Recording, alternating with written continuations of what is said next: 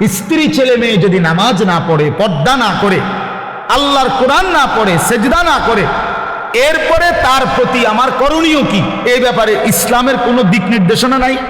তো আপনি এটা জিজ্ঞান না, কথা বুঝেন নাই আমার, যে হুজুর আমি 50 বার বলছি আমার বেডির, আজ যে 2 বছর ধরে আমার বউরে পর্দা করতে বলছি, কথার কথায় কোনোভাবেই আমার বিবি পর্দা করে না, এখন আমি কি করতে পারি, এই ব্যাপারে ইসলামের কোনো নির্দেশনা নাই। তো সেইটা জিজ্ঞাসবেন, এরপরের কামটা কি এটা বলতে আপনি জিজ্ঞাসা করবেন। আমি হুজুর কোনোভাবেই আমার বেটি আমার কথা শুনে না, বউ সে আমারে শুধু বিরক্ত করে অথবা এই কারণে কষ্ট দেয়, তো আপনি তালাক দিবার আগে আপনি আগে জিজ্ঞাসা করেন যে হুজুর আর কোনো উপায় আছে কিনা, আর কোনো ফর্মুলা আছে কিনা ইসলামে।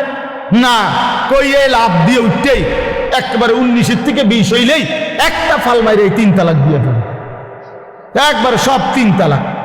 বেওকুফ বেটা, কথায় কথায় 3 তালাক দিয়ে দাও, আবার ফন্দ হুজুরদের কাছে গিয়ে হুজুর বুঝছি না, এই সময় মাথা ঠিক আছিল না, এই সময় মাথা ঠিক ছিল না বলে, এই সময় তো মাথা আগের থেকে পুরো ঠিক আছিল।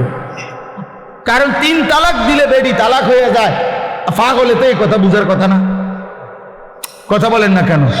আপনার যে মাথা ঠিক না থাকলে কোনো পাগল, যারা আমরা রাস্তাঘাটে পাগল, এরা কি 3 তালাক দেয়নি? তো তো আপনি কি করলেন, আপনার মাথা ঠিক আছিল, মাথা আগের চাইতে বেশি ঠিক আছিল।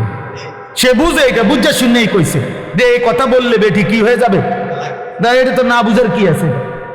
নাহলে এটা বললেন কেন? আপনি 1 তালাক 2 তালাক না বলি 1 সালাক 2 সালাক কইতেন, তাইলে তার তালাক হলো, নাহলে কইলেন হলে বেডি সালাক, বউ বুদ্ধিমান। বলেন, তার মানে আমাদের সমস্যা একটাই, আমরা আখিরাতকে ভুলে গেছি, মূল বিষয় নেই।